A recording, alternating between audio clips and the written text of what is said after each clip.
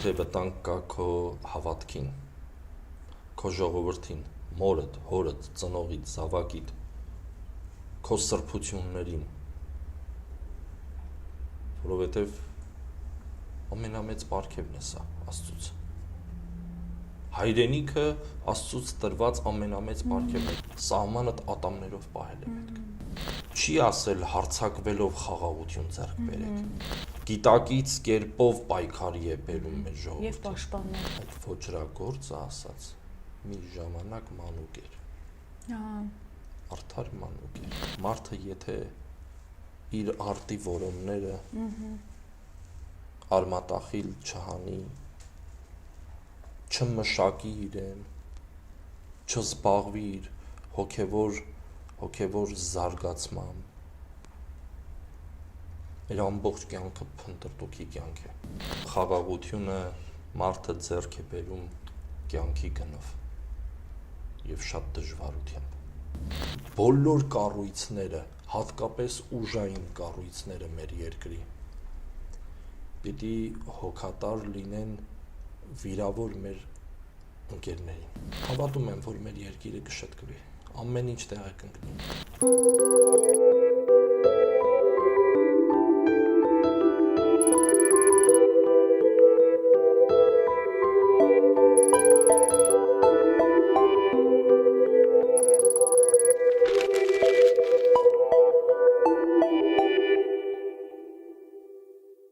Բարև ձեզ,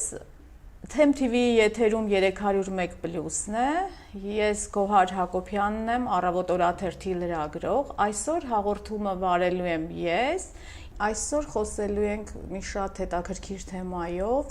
որքանով են համատեղելի ռազմական իրավիճակներում խաչը և զենքը և ուժեղ հոգևորականի կերպարի մասին ենք խոսելու,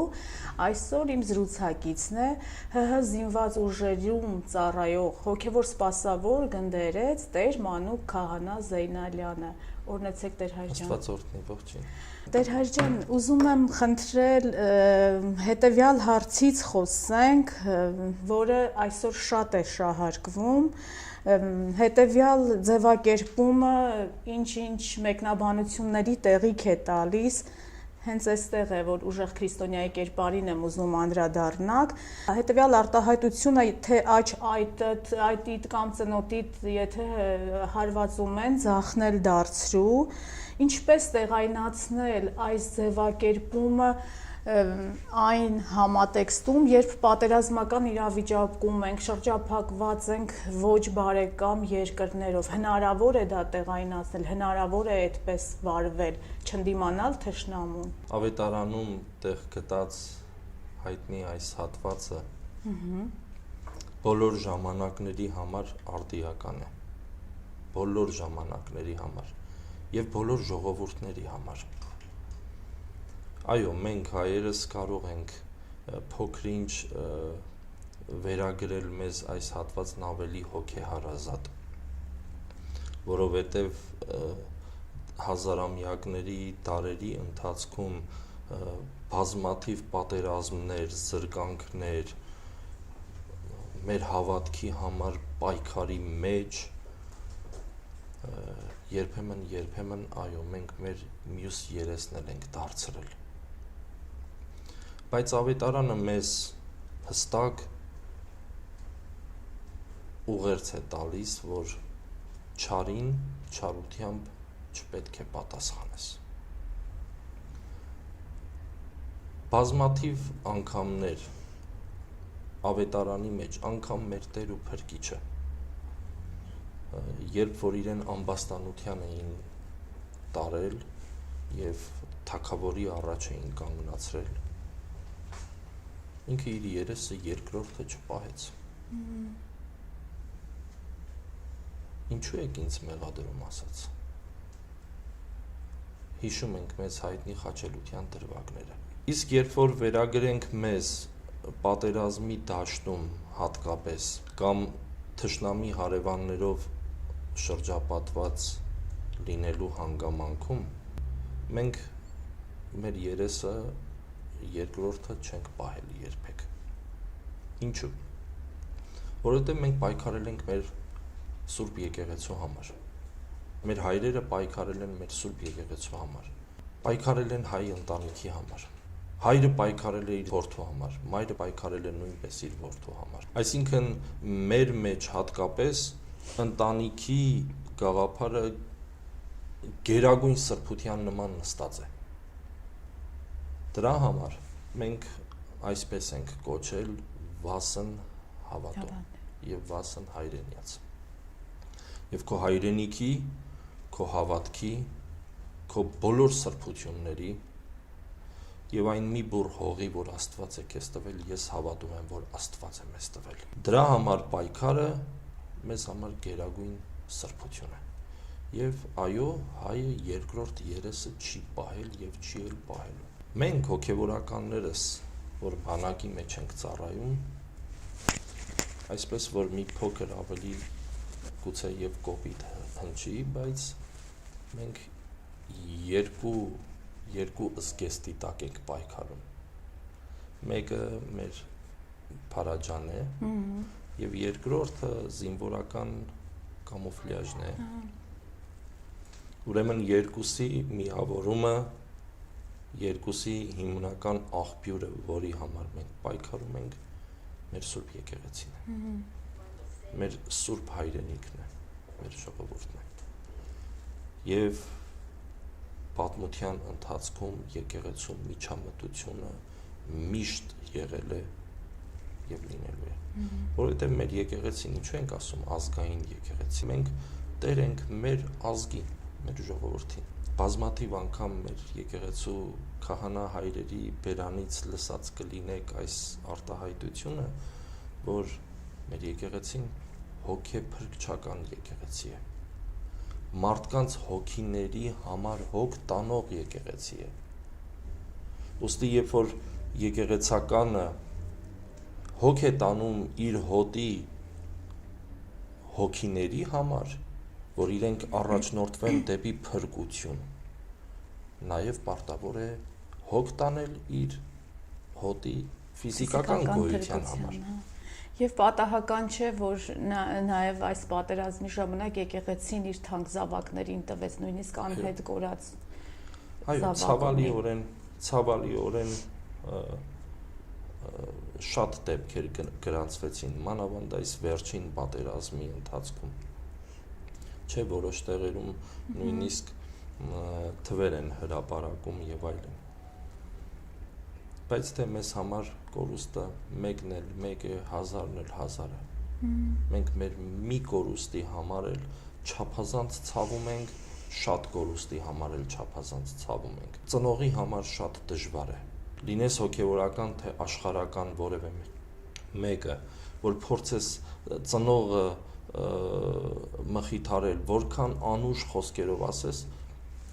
դեռ այս պահին, քանի որ ամեն ինչ թարմ է, ծնողի ականջը փակ է։ Ծնողի ականջը փակ է, որովհետև ինքը իր զավակն է զգում, բայց որ մի քիչ ավելի դուրս գանք այս վիճակից, պատերազմ է։ Այո, պատերազմի ժամանակ կորուստներ շատ են լինում։ Եվ մենք գնդերեցներս զգացինք մեր զորքի մեջ։ Իմ գնդերեց ընկերները բոլորն էլ պատմում են, որ զորքը նաև մեռնելու պատրաստ էր։ Գիտեք, որքան են հարցրել հավիտենական կյանքի մասին։ Պատերազմի ժամանակ, պատերազմի ժամանակ, այո։ Հավիտենական կյանքի մասին, մեռնելու մասին։ Զինվորը, որ պիտի գնար խնդիր կատարելու, ինքը որոշ նրբություններով պատրաստվում էր դրան։ Մեկ հատ փամփուշտ ավել էր պահում, որ Աստված մի արածե, գերության դեպքում ինքը իրեն սպաներ, որ հանկարծ գերի չընկներ թշնամուն։ Եվ խաչերը ինչպես են փայփայել իրենց մոտ եղած իրենք։ Խաչը, կրծքանշան խաչերը Աշոտ Երկաթի։ Իրենց պարանոցին անցկացված խաչերը, գուցե եւ որոշներ նաեւ իրենց տներից էին բերել։ Աղոթքը նախքան խնդիր կատարելու, որ պիտի գնային, Տեսնեիք ինչ ջերմեռանդությամբ աղոթում էին ու նոր էին գնում։ Եվ բազմաթիվ անգամներ մենք առիթ ունեցանք տեսնելու անգամ կողքից, գիտեք, երբ որ մենք ընդհանուր հայրմեր ենք ասում, պահպանի աղոթք ենք ասում իրենց ճանապարհում, մենք սա այլ բան է, որ բոլորը իրար հետ խաչակնքվում եւ մեզ հետ աղոթում են, բայց երբեմն պատահում էր, որ կողքից տեսնում էիր, որ առանձին ինքը գնում է, մի հատ իրեն խաչակնքում է եւ մյուս ընկերներին ցտեսություն էր ասում եւ կամ իրեն անունը, որ փակցված է համազգեստի վրա, իբրև հիշատակ թողնում էր մյուս ընկերոջը եւ այլն, այսինքն կամ իրենց ուսադիրները, սպաները թողնում էին։ Սա վկայում է այն բանի մասին, որ իրենք մեռնելու էլ պատրաստ էին, այսինքն գիտեն ինչի համար են գրում։ Գիտակցված մահվան, իմացյալ անմահություն է։ Տեր Հարգյան, հայ առաքելական եկեղեցուն սահմանադրությամբ շնորհված է հատուկ կարգավիճակ, իբրև ազգային եկեղեցի, բայց երբեմն ժամանակ առ ժամանակ փորձում են խոցելի դարձնել եկեղեցին, ինչի դա կբերի, ինչ անում եկեղեցին ի պատասխան։ Գուցե հաջող չձևակերպեցի հարցս, բայց կարծեմ հասկանալի։ Մեր պատասխանը հետևյալն է։ Եվ սրա պատասխանը 1500 տարի առաջ Վարդանանց պատերազմի ժամանակ Եղիշե պատմիչն է տվել։ Ամեն չարություն մարդու մոտ ծնվում է անուսումությունից։ Ուրեմն մեր պատասխանը հետևյալն է, որ մենք պիտի ունենանք կիրթ հասարակություն, ուղիղ հավատք ունեցող հավատացյալ եւ ամենակարևորը սիրով լի հարաբերություն։ Ուրեմն եթե եկեղեցին հոգևոր բարիքներով աստվածաշնչյան բազմաթիվ պատգամներով իր կյանքը եւ իր հավատացյալի կյանքը լցրեց եւ ողջ հասարակությանը կոչ արեց, որ մենք ունենանք լավ դպրոց, մենք այս ժամանակ կհաղթենք։ Իմ կարծիքով երկրորդ եւ ամենակարևոր, այսպես ասած, նախապայմանը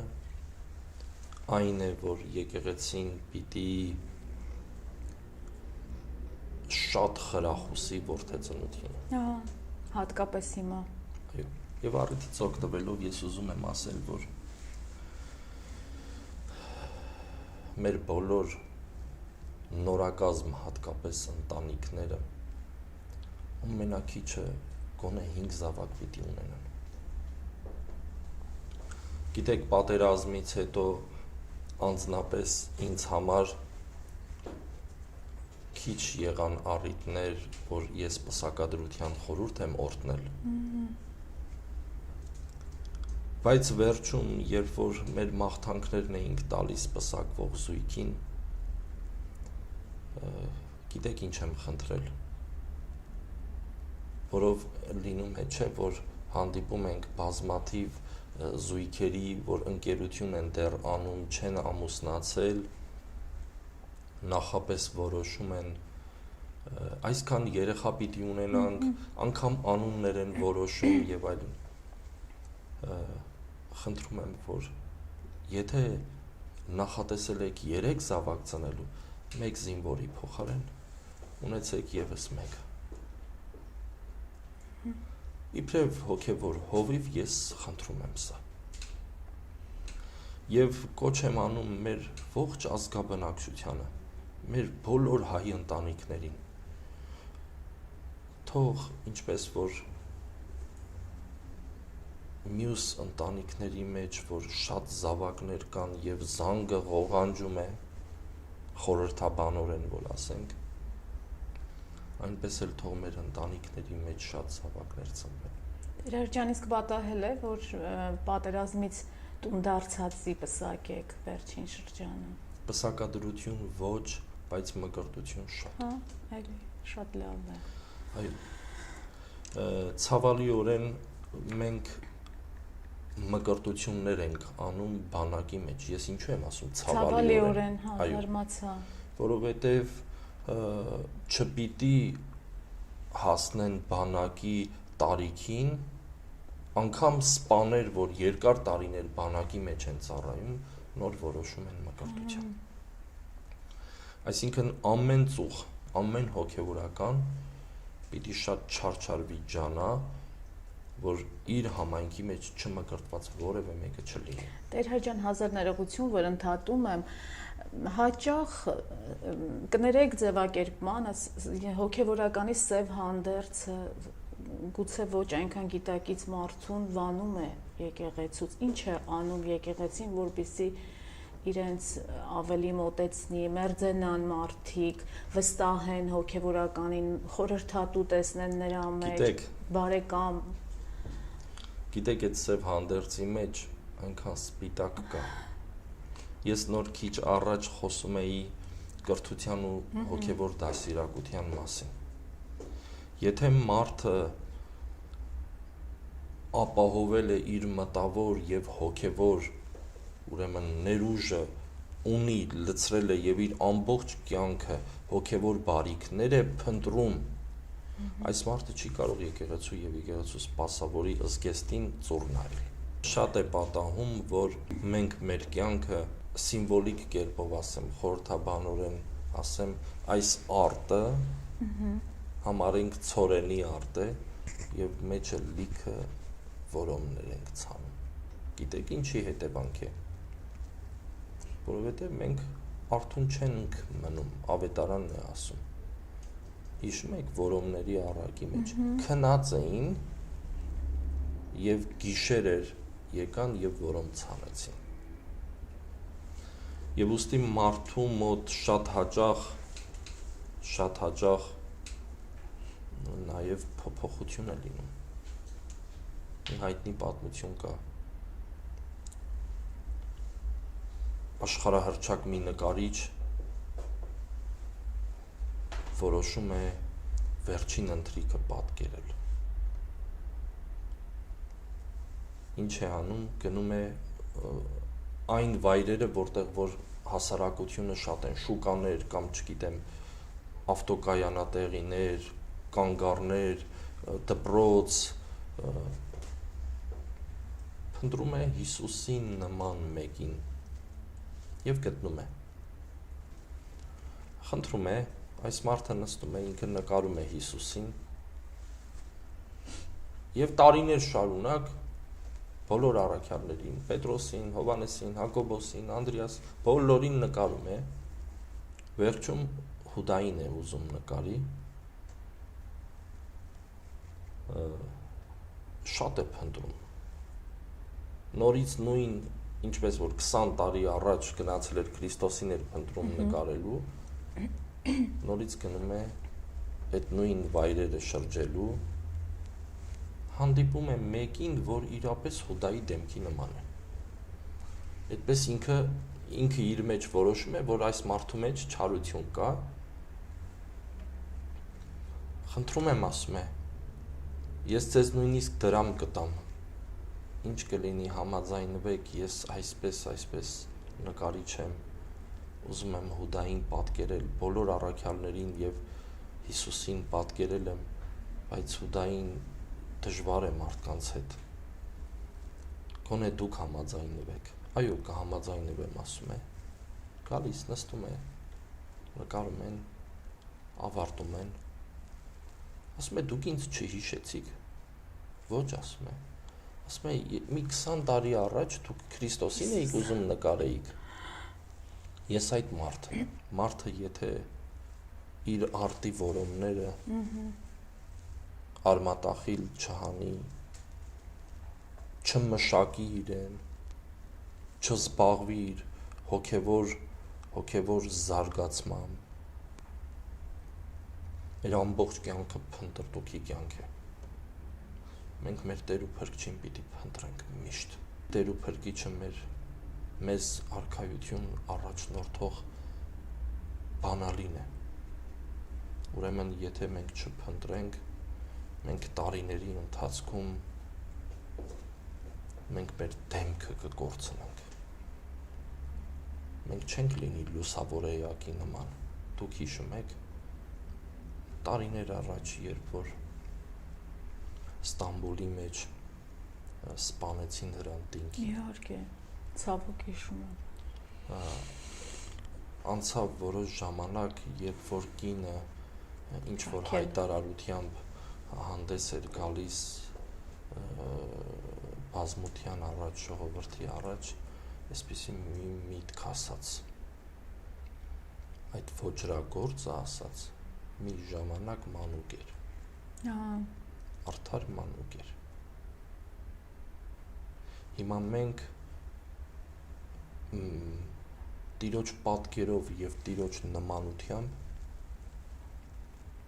ստեղծվել ենք իբրև առատ ցորենի հատիկի նման։ Մեր հորից ու մորից այդպես ենք լույս աշխարհ եկել։ Եվ պարտավոր ենք առատ ցորենի հատիկի նման էլ մեր կյանքը իմաստավորել։ Այս աշխարհի արտի մեջ փտել, ծիլ տալ, հասկ ունենալ, բազմաթիվ հատիկներ լինել եւ վերջապես սնունդ լինել, որ ալյուրը կենսական նշանակության է։ Ուրեմն մարդը այսպես պիտի լինի։ Ավետարանը մեզ ամենայն մանրամասնությամբ տվել է սա։ Ծրի է տվել։ Եվ մենք էլ ծրի ենք առնում դա։ Եվ եթե կարողանանք մեր կյանքը իրապես լցնել հոգևոր բարիքներով, այո, կհաջողվենք եւ աշխարհին ուրիշ կերպ կնայենք։ Տեր Հարաջան,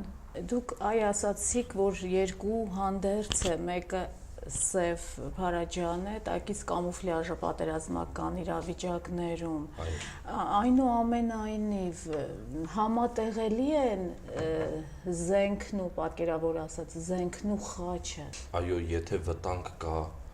ինչպես սկզբում ասացի, մեր Սուրբ եկեղեցուն։ Չի հակասում դա եկեղեցու։ Բացարձակ։ Եթե վտանգ կա քո հավատքին, քո ժողովրդին, մորդ, հորդ, ծնողիդ, զավակիդ, քո սրբություններին, որովհետև ամենամեծ պարգևն է սա Աստծուց։ Հայրենիքը Աստծուց տրված ամենամեծ պարգևն է։ Ես սրան հավատում եմ եւ երբեք չի փոխվի ոչինչ ինձ մոտ։ Եվ դրա համար մենք ամեն կերպ պիտի պաշտպանենք հայրենիքը։ Ես մի քիչ ավելի գուցե խիստ ասացի, որ հոգևորականի համար երկու գնդերեցի համար երկու զգեստ կա, բայց այն ռազմական զգեստը գուցե եւ հոգևորականը չհակնի մարտի դաշտում։ Սովորական ուղիղ զգեստ հակնի, ուրիշ զգեստ հակնի։ Բայց այո, եթե քեզ սպանում են, դու էլ պիտի իրենց սպանես։ Եթե քո երիտասարդ զավակը սպանում են, քո զինվորը սպանում են, քո եղբայրը սպանում են, քո եկեղեցում պսակվող, մկրտվող քո հավատացյալին սպանում են, դու էլ պիտի սպանես։ Բնաջնջել։ Այո, սահմանդ ատամներով պահել է պետք։ Եկեղեցին բնականաբար խաղաղության քարոզի կրողն է, բայց մյուս կողմից մեր ոչ բարեկամ հարևանը խոշտանգում է մեր գերիներին։ Այդ դեպքում խաղաղության միակողմանի քարոզ կարող է լինել, խաղաղասիրական կոչեր, խաղաղության միակողմանի քարոզ, երբ կողքիդ թշնամական տրամադրություններով ֆիզիկական ոչնչացման կոչեր եւ գործողություններ կատարող հարևան երկիր է։ Ուրեմն խաղաղությունը մարդը ձեռք է բերում կյանքի գնով եւ շատ դժվարությամբ։ Խաղաղությունը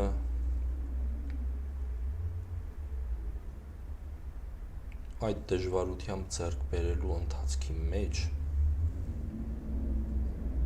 եթե պայքար չլինի մարդու կողմից, ուրեմն այդ խաղաղությունը դու չես կարող ձեռք բերել։ Ուստի պայքար է պետք ամեն բանի մեջ։ Եթե հավատացյալը եկեղեցու մեջ ուզում է հոգևոր խաղաղություն ունենալ, ինչ է անում։ Պայքարում է ինչի դեմ, բոլորիս հայտնի է։ Մեղքի դեմ պայքարը խաղաղություն ձեռք բերել չէ։ Իհարկե։ Բայց մեր եկեղեցին, մեր ժողովրդին կոչ չի անում, որ պիտի գնանք, սպանենք, մորթենք, թալանենք եւ այլն եւ այլն։ Այս տեսակ կոչեր չի անում։ Մեր ժողովրդին ուրիշ խաղաղություն է բերում։ Գիտակից կերպով պայքարի է բերում մեր ժողովրդին։ Եվ պաշտպանել Այո, հայրենիքը։ պաշտպանել, միայն պաշտպանել։ Մեր եկեղեցին երբեք դարերի ընթացքում էլ մեր պատմության մեջ էլ մենք գիտենք չի ասել հարցակվելով խաղաղություն ձեռք բերեք։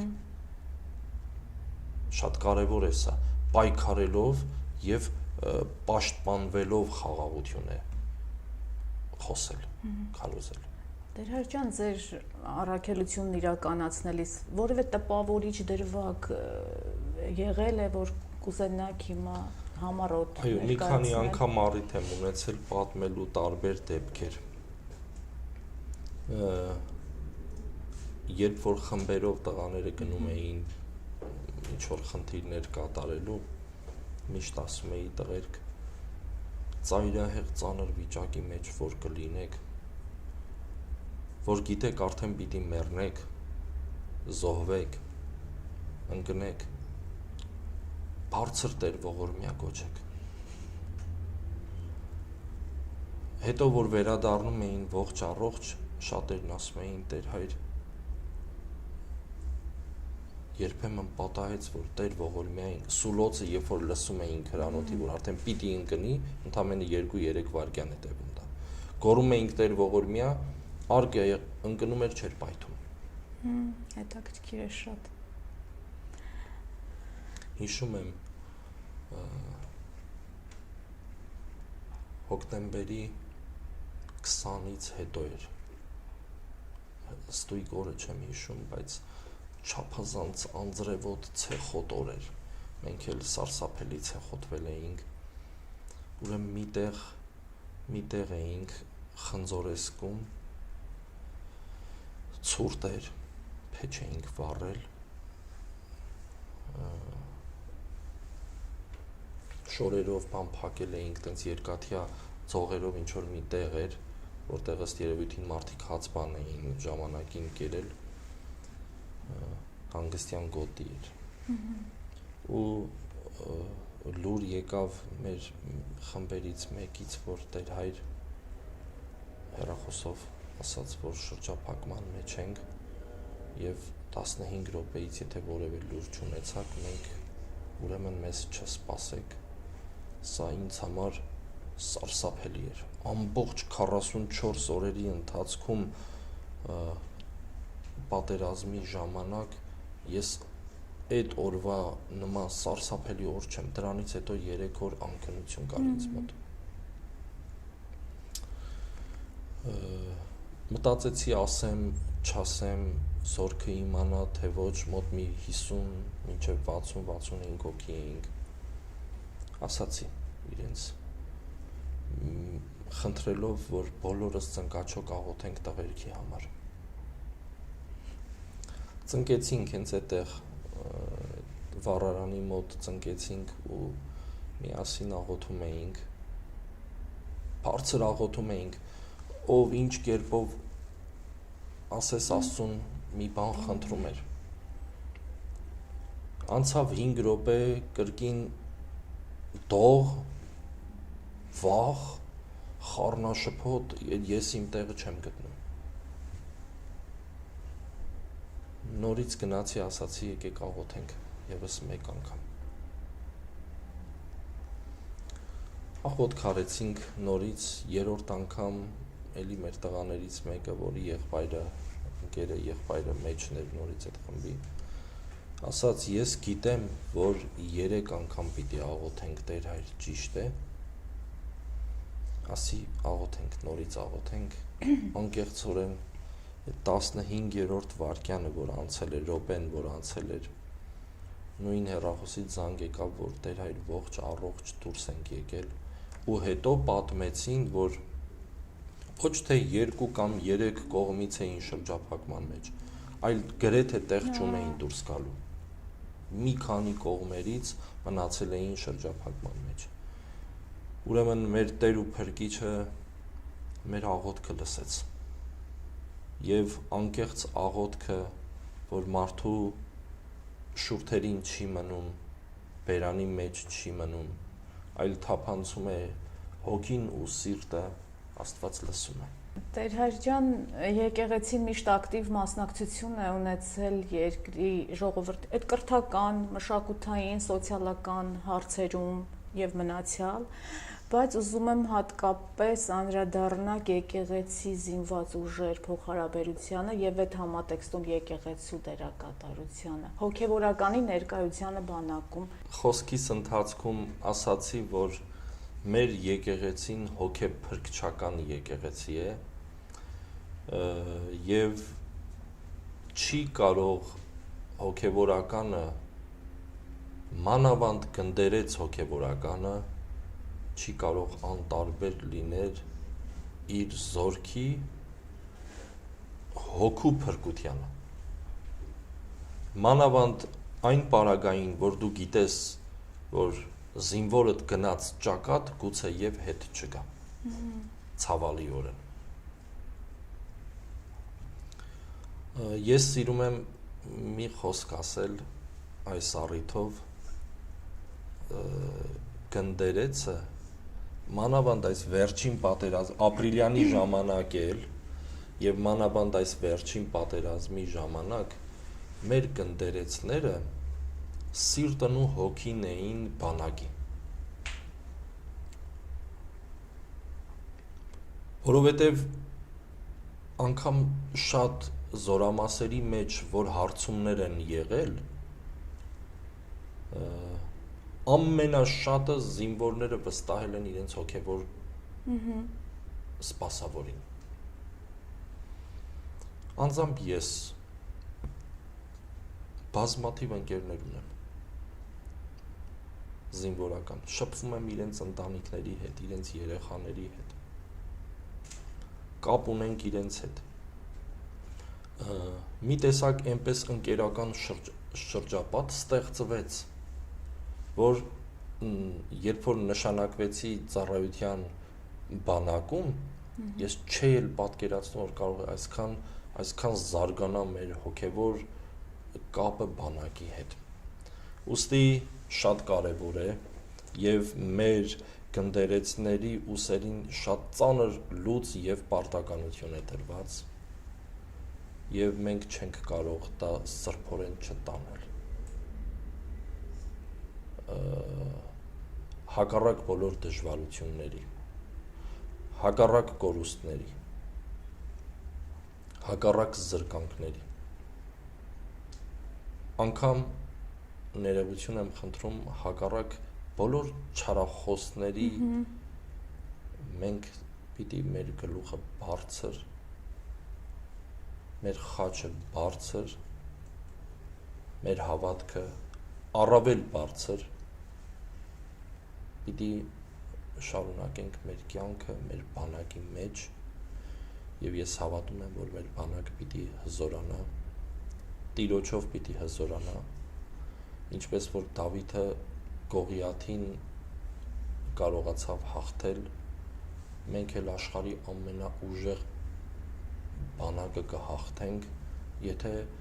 մեր Տեր ու Փրկիչը մեր հոգում եւ մեր սրտում լինի։ Ամփոփելով խոսքս ուզում եմ ասել,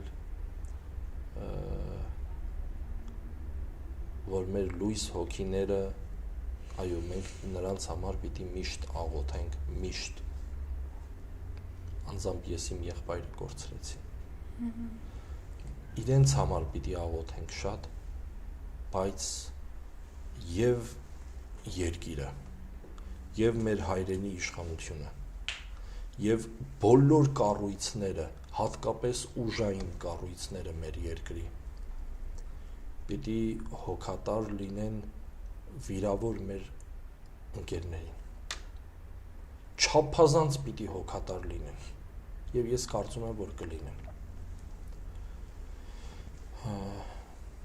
եւ առավել եւս պիտի ջանք ու եռանդ չխնայեն մեր բոլոր գերիներին հայրենիք վերադարձնելու, Գիտեք, ես այդ ուրախությունը ապրեցի օրեր առաջ։ Իմ զորամասի 6 գերիներից վերադարձան Հայաստան։ 4-ը վերադարձան ու չեք պատկերացնի, թե հոգևոր ինչ ապրում ունեցա։ Եվ ես մաղթում եմ, որ մեր սպասող բոլոր ծնողները այդ ուրախությունը ճաշակեն, այդ ուրախությունն ապրեն։ Հավատում եմ, որ մեր երկիրը կշտկվի, ամեն ինչ տեղը կընկնի, մի քիչ ժամանակ։ Շնորհակալություն։ Շնորհակալություն Տեր Հայր անչափ կարևոր, անչափ լեցուն ու հետաքրքիր զրույցի համար։ Ուզում եմ հիշեցնել հեռուստադիտողին, որ Them TV-ի եթերում 301+-ներ։ Ես Գոհար Հակոբյանն եմ եւ մենք շատ կարևոր թեմաների շուրջ զրուցեցինք Տեր Մանուկ Քահանա Զեյնալյանի հետ։ Տեր Մանուկը հզինված ուժերի հոգևոր սպասավոր է, գնդերեց։ Շնորհակալություն։ Շնորհակալ եմ, Աստված օրհնի ձեզ։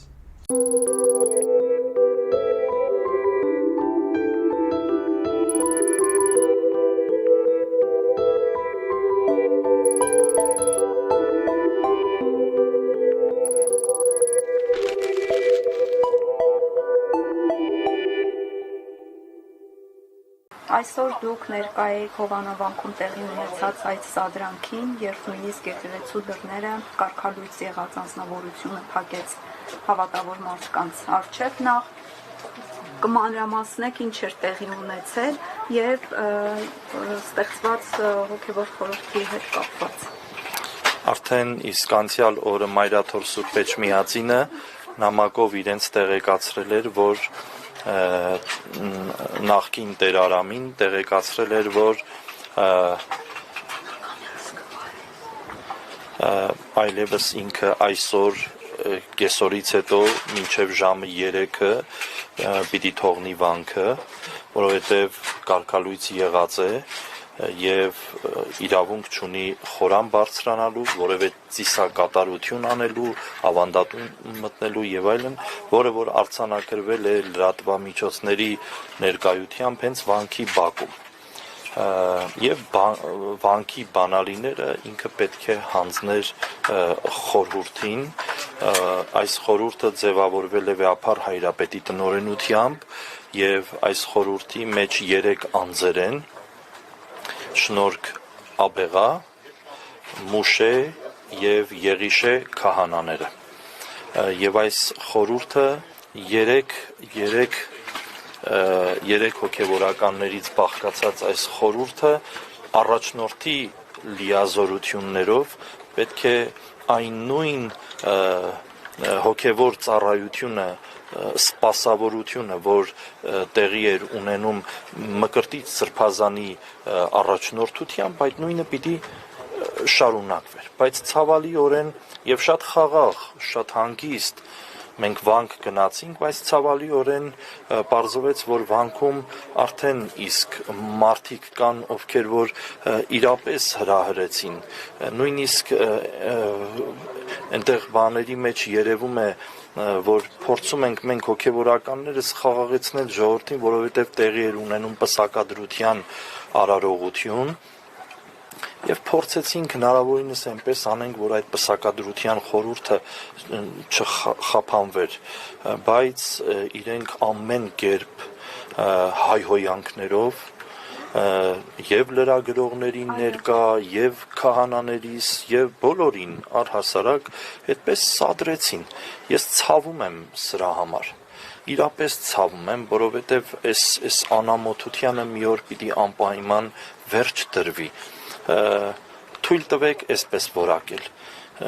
Մի փոթորիկ էր։ Եկավ եւ անցավ եւ առիթից օգտվելով, որպեսի մեր լսարանը տեսնի այս ամենը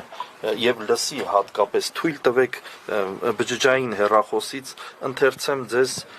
մի կանոն, եթե կարելի է։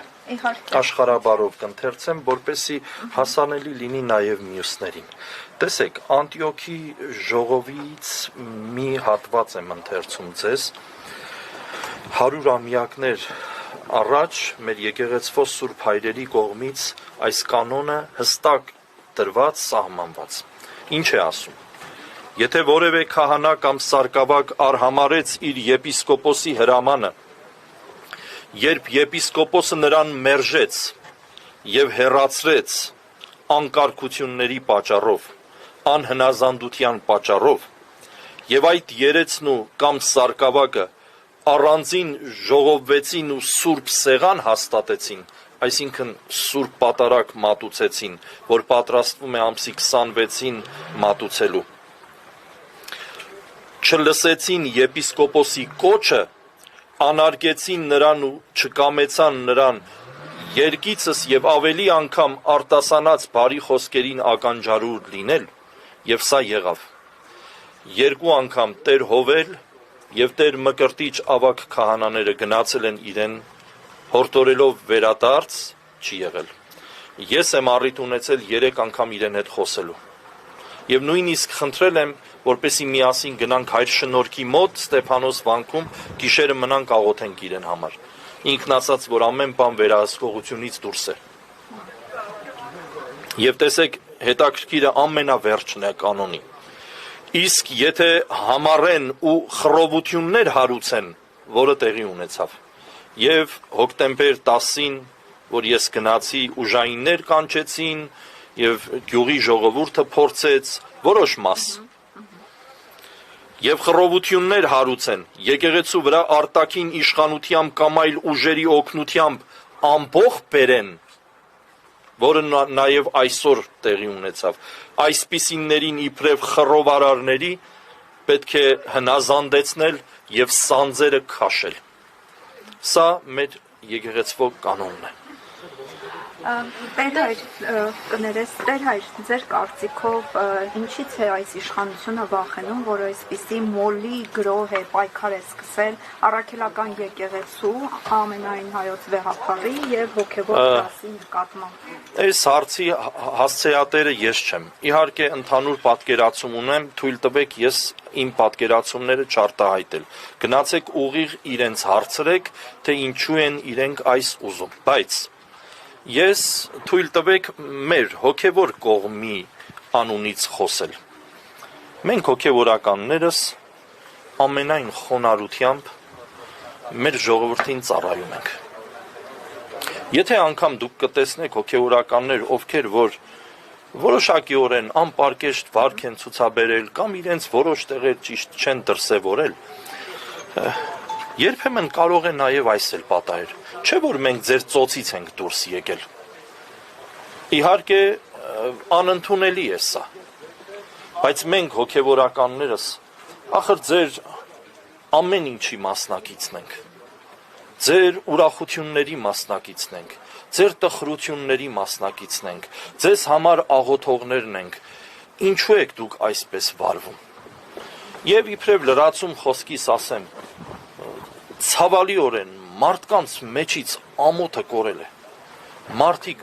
դարձել են անամոթ, կատարյալ անամոթ են դարձել։ Ոնց կարելի է երիտասարդը հայհոյի, երիտասարդ աղջիկները համացանցում, սոցցանցերում սարսափելի հայհոյանքներ են տեղում հոգևորականների հասցեին։ Ես երբևէ ծխախոտ չեմ օգտագործել։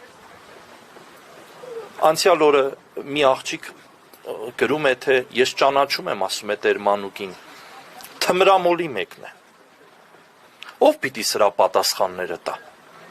Ուր են բա մեր ուժային կառույցները։ Վստահ եք, որ իրական օգտատեր էր, որովհետև ֆեյքերի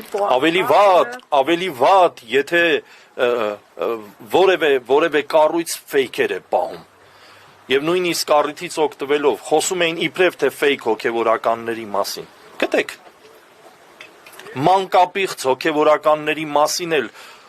թիվ 1 ամպիոնից խոսողներ կային։ Այդ ինչ է, դուք մանկապիղծ հոգևորականներ գիտեիք տեղն ու մինչև հիմա չեք բացահայտել, չեք ամաչում։ Ամոթ չի բասա։ Երկրորդ, կներեք, թույլ տվեք սա էլ ասեմ, հետո ձեզ լսեմ։ Երկրորդ, եկեղեցիների մասին է խոսվում։ Այս եկեղեցիները պատկանում են Մայրաթորին, այն եկեղեցիները պատկանում են հնության կոմիտեին կամ չգիտեմ պետության։ Ոչ, ես իբրև հայ եկեղեցվո 20 տարվա օծյալ հոգևորական ասում եմ պարզ երեսով, բոլոր եկեղեցիները մայրաթորին են պատկանում։ Որևէ մեկը չհամարձակվի այսպիսի բաժանություն մտցնել եկեղեցվո եւ, չգիտեմ, իշխանության, պետության, չգիտեմ, ինչի մեջ։ Ժողովրդին է պատկանում եկեղեցին, եկեղեցին պատկանում է մայր, աթոռ, սուրբ էջմիածնին։ Խնդրեմ։ Դեր հայր օրհնեցեք, ես մի քիչ ուշ Աստված միացա։ օրհնի։ Երեք ազգային ժողովի ամբիոնից վարչապետը չնշեմ ինչ արտահայտություններ արել, վստահ եմ նաև լսել եք եպիսկոպոսների հասցեին, հոգևորականների հասցեին, նորմալ եք համարում, որ այսօր այդ արտահայտությունները կրկնում է կարգալույց հոգևորականը, այն էլ մի անգամ հարսանիքի պսակադրության ժամանակ, մի անգամ դրանից հետո կրկնում է արտահայտություններ, կարծես թե իրար հետ։ Այո, ես քիչ առաջ ճիշտ հենց դրա մասին էի խոսում եւ նույնիսկ օրինակ բերեցի, որ եթե անգամ այսպիսի հոգեվորական լիներ, որը որ սուտ է, կատարյալ սուտ։ Ես ամբողջ հանրությանն եմ ասում, որ սա կատարյալ սուտ է։ Եթե անգամ այսպիսի հոգեվորական կար, իրենք մեկ վայրկյան անգամ չէին թողի այդպիսի հոգեվորական մնար։ Սա առաջին։ Երկրորդ, ներողություն Կարգալույց հոգևորականն այսօր կրկնում է այդ նույն։ Այո, ես հավատում եմ, որ մեր երկիրը իրավական երկիր է։ Եվ որոշակիորեն ուզում եմ հավատացած լինել նաև մեր բոլոր ուժային կառույցների կարողության վրա։ Թող մեր բոլոր ուժային կառույցները արձանագրեն այս խոսքերը եւ ընթացք տան, եւ եթե այդպիսի բան կա, թող պարզեն։ Բայց եթե չկա, ստախոսներին եւ զրպարտողներին, որ իրենք են եւ առանց ամանչելու նույնիսկ բարձր ամբիոններից խոսում են, թող իրենց էլ պատասխանատվության ենթարկեն։ Եթե այս երկիրը օրենքի երկիր է, ես ուզում եմ հավատամ, որ այդպես է։ Այո։ Ասում են եպիսկոպոսներ կան, որ ձեռ են գցում իբրև թե քահանաներին, ինչպես եք մեկնաբանում արձագանքում խոսքերի։ Կատարյալ սուտ է։ Կներեք, ես այս մասին իրապես ես ամանչում եմ, որ այս մասին նույնիսկ լսում եմ ձեզանից։ Ես ամանչում եմ նույնիսկ, որ լսում եմ այսպիսի բաներ։ Նորից եմ ասում, գոյություն ունեն ուժային կառույցներ, թող բոլոր ուժային կառույցները այս խոսքերին հետևեն եւ ընթացք տան կատարելապես։ Եվ ոչ միայն ուզում եմ այդպես լինի, իբրև հայ հոգևորական այս եկեղեցվո զավակ պահանջում եմ այդ։ Դեր հայր այսօր ինչ էր փոխանցում, հայր Սուրբը ինչ որ թուղթ էր փորձում փոխանցել դեր շնորհիվ։ Այսօր, այո, հայր Սուրբը եւ մեր խորհուրդը ուզում էինք փոխանցեինք Տեր նախկին Տեր Արամին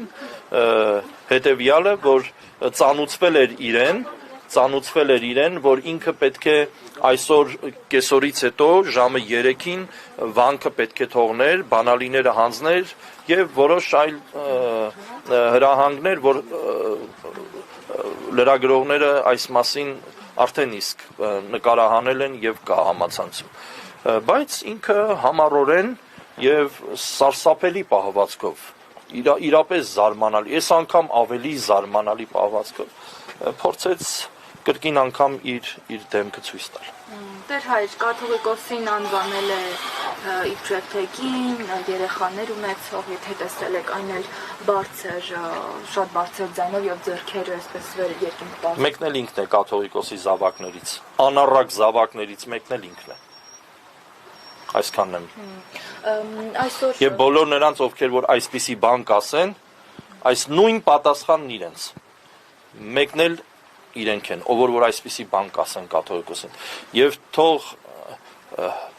այսպես բնութագրեմ, որևէ մեկը եթե կաթողիկոսական գահի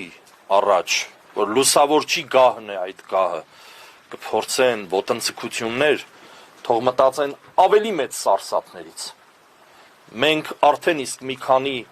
հարված ստացել ենք, մի քանի լուրջ ապտակ ստացել ենք, մի հատ Արցախ ենք կորցրել, մի ամբողջական հայրենիք, այդքան սրբություններ ենք կորցրել, այդքան զավակներ ենք կորցրել եւ նորից չենք խրատվում։ Առիթից օգտվելով ես կոչ եմ անում բոլոր այն հավատացյալ մարդկանց, ովքեր որ մեր եկեղեցվո զավակներն են, եկեք ապաշխարության։ Խնդրում եմ ձեզ բոլորիդ, եկեք լցրեք եկեղեցիները եւ ծնկաճոկ Աստծուց խնդրեք ներողություն, որպեսի ավելի վատ պատուհաս այս մեր երկրի վրա չգա։ Միասնական աղոթք եք այսօր այստեղ բարձրացնում առ Աստված, կարծեմ ձեր թեմակալ առաջնորդի համար։ Ոչ միայն։ Կարգավիճ քահանան Ստեփան Ասատրյանը նշում է, որ ինքը հոգևորական է, եկեղեցու Աստծո համար է ծառայում։ Ինչու նա այսօր ձեր շարքերում չկա, եթե նա չի ընդունում կաթողիկոսի կարգավիճ։ Դե ինքը արդեն իսկ շատ վաղուց իրեն մեր շարքերից դուրս էր դրել իր անհնազանդության պատճառով, եւ ինչպես որ այսօր արդեն իսկ արցանակրված է, չի ընդունում ինքը, փաստորեն որոշ կառույցներ չի ընդունում։ Դիվանապետի հրահանգը չի ընդունում, այդպես էլ ասում է։ Այո, նվիրապետությունը չի ընդունում, այս չի ընդունում, այն չի ընդունում, եւ ես քիչ առաջ Անտիոքի կանոններից 5-րդ կանոնը կարդացի, ճիշտ այսօրվա մասին է։ Եվ նրանք, ովքեր որ մասնակից եղան, նաեւ այս մարդիկ շատ լուրջ մտածելու բան ունեն։ Այսօր ասում է 27 տարեկան խելացի էլ կա, 40 տարեկան անխելք էլ կա։ Ինչպես կմեկնաբանեք այդ խոսքերը։ Ոչինչ չեմ ուզում խոսեմ դրա մասին։ Ասում եք գուցե մի քանի տարի հետո ես էլ ինձ անխելք համարեմ այսօրվա համար։ Ամեն վարքյան դարձի ճանապարհը կա բոլոր մարդկանց, բայց պիտի ուշադիր լինեն։ Սուրբ Հոգու դեմ հայհոյությունները չեն ներվում։ Շատ ուշադիր պիտի լինեն։ Ինչպես է ստացվում, որ հոգևորական ով օծվել է, ստացել է կաթողիկոսից իր քահանայական,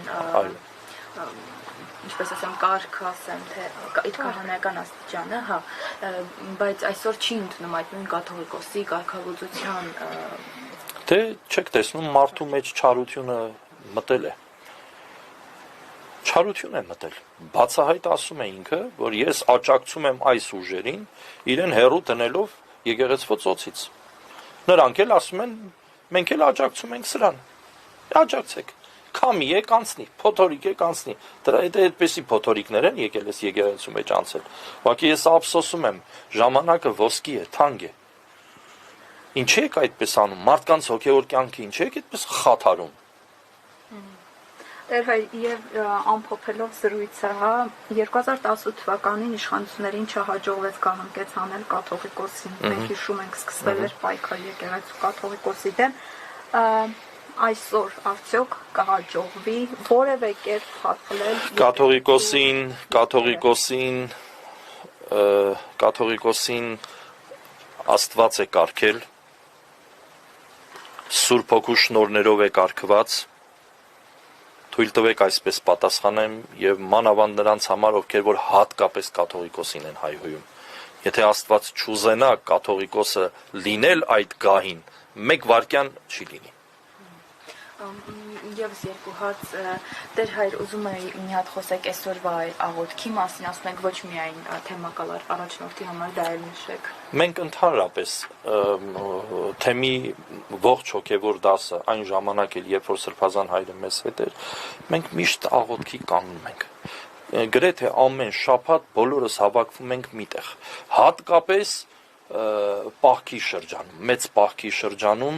ամեն ուրբաթ մեզ համար աղոթքի ժամեր ենք սահմանում եւ բոլորս հավաքվում միշտ աղոթում ենք։ Այստեղ վանքում հերթապահության ենք բոլոր քահանաներս։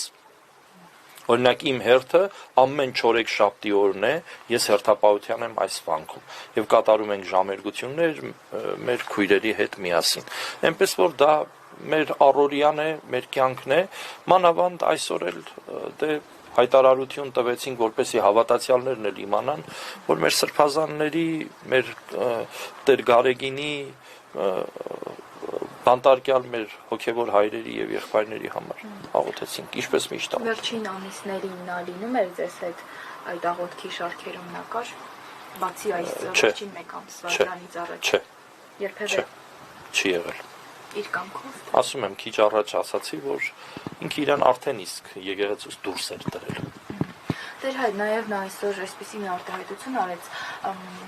ասացի, եթե որոշի ի վերջո ինչպես Փաշինյանն է բնութագրում գրոհի վեհարանը եւ վեհապարին դուրս հանի վեհարանից, ինչպես ինքն է գրում, ինչպես Փաշինյանն է այդ խոսքերը ասում, որ շարքերում կկանգնեք կաթողիկոսի կողքին, թե Փաշինյանի կողքին, նա ասաց ճշմարտության, ո՞րն է ճշմարտությունը։ Ճշմարտությունը առաքելական մեր Սուրբ Եկեղեցին է, մեր նվիրապետական կարգով եւ եկեղեցվո գլուխ ամենայն հայոց կաթողիկոսով։ Թող հարցակվեն։ Թող տանեն կաթողիկոսին։ Մեր եկեղեցու սրբազան հայրերից մեկը, լուսահոգի հայրերից մեկը, Մաղաքիա Օրմանյանը, մեծ մտավորական, մի օր դահլիճ մտնելով, հյուրասիրության դահլիճում, որ պիտի գնար իր տեղը բազմեր, ուղակի պարզ մի տեղ է նստում։ Եվ իրեն ասում են, որ Սրբազան ինչու ես այստեղ նստել,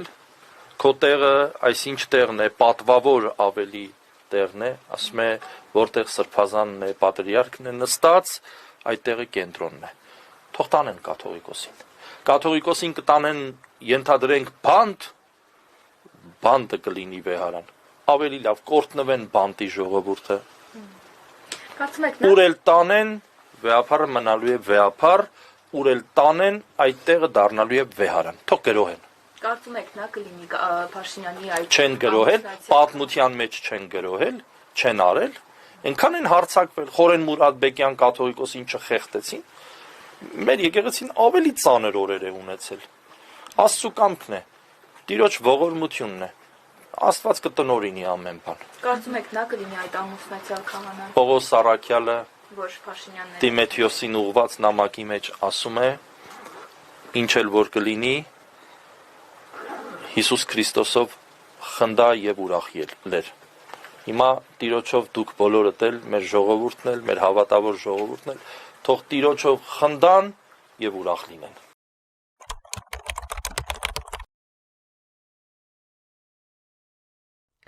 Բարև ձեզ, Տեր Մանուկ Քահանա Զեյնալյանն այսօր կպատասխանի Facebook-յան հարց ու պատասխան էջի օգտատերերի հարցերին։ Դրանք վերաբերում են մեր եկեղեցում քշոցների եւ բուրվարների կիրառությանը, Նարեկացու Մատյանի խրթինությանը, հին ու նոր հանգուցյալ հասկացությանը, նզովքի կարգին բարեգործություն կատարելու ցանկությանը, երեխայի վախերին, դիվահալածություն երևույթին։ Օրհնեցեք Տեր այր։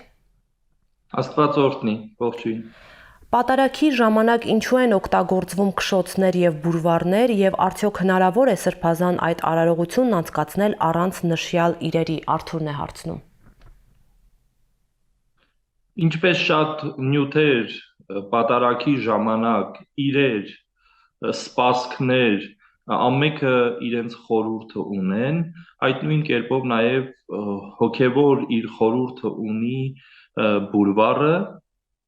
խնկարկության ժամանակ եւ նաեւ քշոցները, որոնք խորհրդանշում են հատկապես սերովբեներին եւ քերովբեներին հրեշտակների խմբերին։ Վաղ քրիստոնեական շրջանում, երբ որ քարանձավների մեջ քրիստոնյաները հավաքվել են եւ պատարակներ են մատուցել, այն ժամանակ հատկապես քշոցները ծառայել են միջատներին կամ ճանճերին քշելու համար, ինչպես որ տեղեկանում ենք պատմությունից եւ գիտենք։ Բայց հետո ինքը հոգեվոր իմաստ է ստացել, մեր եկեղեցու սուրբ հայրերը ավելի շատ դրա մեջ հոգեվոր իմաստ են դրել եւ ինքը դարձել է խորհուրդը կամ սիմվոլը հրեշտակների։ Իսկ բուրվարը, որ խնկարկության համար է նախատեսված տաճարում կամ խորանի առաջ, դրա խորհուրդն էլ խունկի խորհուրդը հատկապես, որ երբ որ աղոթք ենք անում, մեր աղոթքը խունկի միջոցով երկինք Աստծուն է հասնում։ Դրա համար խնկարկություն են արել։ Հնում խնկարկություն անելու երկրորդ իմաստն էլ է եղել, որ երբ որ մարդիկ, հատկապես այգեպանները, իրենց այգիների մեջ,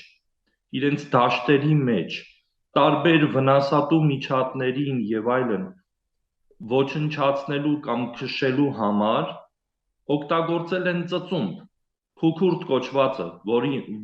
որը որ շատ հայտնի է մարդկանց մեջ։ Եվ դրա մասին, եւ քշոցների, եւ բուրվարների մասին մենք նաեւ կարդում ենք 5 կտակարանի մեջ։ Այսինքն այս իրերը, սպասքները մեզ գալիս են դեռևս 5 կտակարանից։ Բայց հոգևոր իմաստը դե բնական է արդեն հասկանալի է, որի մասին խոսեցինք։ Հետաքրքիր էր հարցի բուն էությունը կամ արմատը, որ հնչեցվեց, ինչ է, պահանջը ինչ է, արդյոք ձայնից, որ բոժոժներ են կոչվում, օրինակ քշոցների վրա ամրացված կամ բուրվարին ամրացված, արդյոք ձայնն է խանգարում պատարագի ժամանակ օգտագործելու։ Սա արդեն տվյալ մարդու հարցադրողի խնդիրն է, որովհետև նույն հաջողությամբ ինքը կարող է ասել եկեղեցու զանգը բարձր է։ Ինչպես որ այսօր շատ տեղեր լսում ենք, եկեղեցու հարևանությամբ բնակվողները առավոտյան ժամերգության ժամանակ ձայնից նեղսրտվում են։ Այո, պատարագի ժամանակ քշոցները դառնում են մի տեսակ նվագարարի դեր են ստանձնում եւ այդ ձայնը գուցեև որոշ մարդկանց աղոթքին շեղում առաջացնի, բայց իրենք խորհուրդ ունեն, հոգևոր խորհուրդ ունեն, որ մարդը ուղիղ մտքով ավելի շատ պիտի կենտրոնանա իր աղոթքին։ Նարեկ, դժվարանում եմ ընթերցել, շատ բան չեմ հասկանում, բայց ցանկությունս մեծ է խորամուխ լինելու թեմայի մեջ։ Ինչպես վարվել, որտեղից սկսել։ Էլենն է գրում։ Շատերիս հետ է պատահում, եւ Նարեկ գրքի մեջ, եւ Աստվածաշունչի մեջ, բազմաթիվ հատվածներ, դրվագներ կան, որ մեկնության կարիք ունեն, երբեմն շատերը չեն էլ հասկանում։ Մենք հոգևոր կրթություն ստացածներս շատ հաճախ որոշ բաների մեջ տեսնում ենք անհասկանալի բաներ ենք գտնում, շատ հաճախ ընթերցում ենք Նարեկն էլ, Աստվածաշունչն էլ, բայց երկրորդ, երրորդ, 10-րդ անգամ նույն հատվածն ընթերցելով ավելի մի ուրիշ բան ենք հասկանում, ընկալում կամ սովորում։ Էնպես որ բոլորի մոտ է դա, բայց ավելի շատ իմ խորհուրդը հետևյալն է, եւ հատկապես Նարեկի եւ հատկապես Սուրբ Գիրք ընթերցելու ժամանակ լավ է որ ավելի շատ հավատքով ընկալելի ընթերցեն, որովհետև այնտեղ շատ կարևոր առանձնահատկություն կա հատկապես Նարեկի պարագային, որ մարդը այնտեղ կատարվող իրադարձությունները, որ Նարեկացին արտահայտում է, մեղքերի թողության խնդրանք կա, աղերս կա, եւ այս ամենը հատկապես մարդը ընթերցելու ժամանակ հնարավորինս պիտի իրեն վերագրի, որ այդ տողը կամ այդ բառը վերաբերվում է անմիջապես իրեն։ Հին ու նոր հանգուցյալ հասկացություն ի վերջո կա, տիկին Նոնան է հարցնում։ Գիտեք, երբ որ մարդը մահանում է, հատկապես երիտասարդ տարիքում, երբ որ մահանում է, առաջին տարին գիտենք, թե առաջի տարվա ընթացքում հատկապես ընտանիքի անդամներն ու հարազատները ինչ կերպով են վերաբերվում։ Եվ քանի որ նոր մահացած է, ավելի մի տեսակ ուշադրության ավելի շատ է մարդը արժանանում տոնական օրերը, իրեն ծննդյան օրը,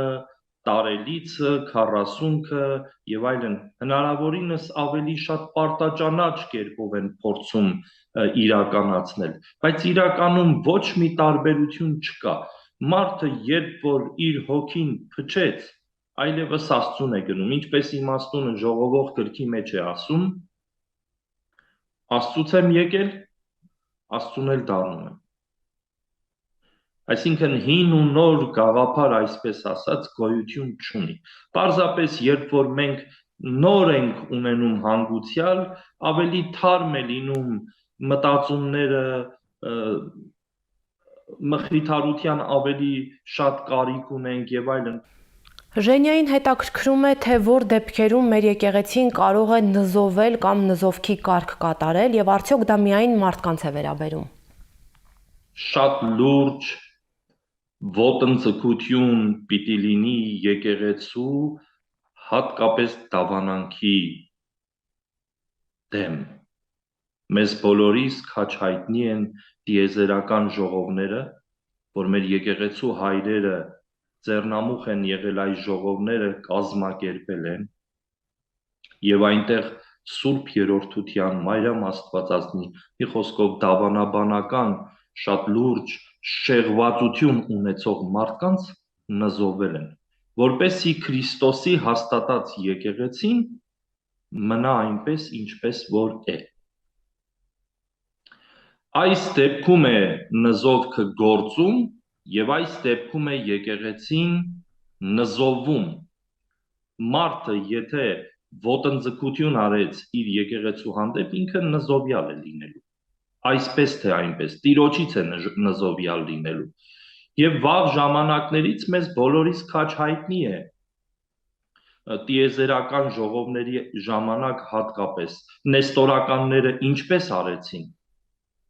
Մակեդոնը ինչպես արեց, Եփեսոսի ժողովը գումարվեց, ինչ կերպով եղավ, դավանաբանական շատ լուրջ հարցեր եղան, եկեղեցու նկատմամբ, եկեղեցին մասնատելու,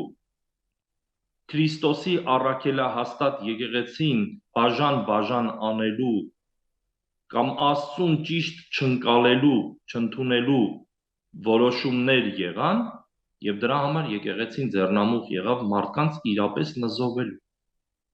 Եվ այդ նզովքը գործում է, այո, մինչև այսօր գործում է, երբ որ մենք ձեռնադրություն ենք անում հատկապես,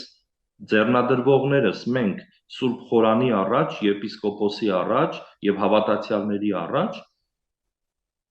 բարձրաձայն, բացահայտ նզովում ենք մարդկանց, ովքեր որ եկեղեցուն դեմ են եղել, առաքելահաստատ շավիղներին դեմ են եղել։ Ցանկանում եմ փոքրիկ բարեգործություն անել 100,000 դրամի շրջանակում, սակայն չեմ կողմնորոշվում ում դիմել եւ ինչպես արդյունավետ օգտագործել այդ գումարը։ Ուղղորդելու օգնության խնդրանքով գրում է ներկայանալ չցանկացող մի օգտատեր։ Որպեսզի ավելի գործնական լինի, այսպես ասենք, իրեն տված ողորմությունը, ես միշտ ինձ մոտ եկող եւ այդ նույն հարցումով, խնդրանքով դիմող բոլոր հավատացյալներին հետեւյալն եմ ասում. գնացեք, մանավանդ հիմա դեմը ձմեռ է, ունենք շատ ընտանիքներ, ովքեր տանը 3-4 ավել երեխաներ ունեն, միայնակ մայր է, ծերեր են ապրում, կամ հնարավորություն չունեն օրինակ փայտ գնելու, գնացեք, օգնեք, առեք մի 2 կամ 3 շարք փայտ, տարեք այդ մարդկանց տանը, որպեսզի ձմեռը բալիկները տաքուկ ապրեն։ Սովորաբար ավելի գործնական լինելու համար ես այս խորհուրդն եմ տալիս, որովհետև մատաղ որ անեն, այո, որևէ խնդիր չկա, գնան գառնուկ գնեն, ինչ որ հնարավորինս փորձեն պատառներ պատրաստել եւ մարդկանց, աղքատ մարդկանց տալու, այո, թող անեն, բայց ես ավելի գործնական խորհուրդ կտամ, որ ուղիղ օգնություն լինի ընտանիքին, ուղիղ օգնություն լինի երեխաներին հատկապես։ Մենք բոլորը շատ լավ գիտենք, որ այսօր սոցիալապես ծանր այդ խոցված խավը շատ ավելի է, ուստի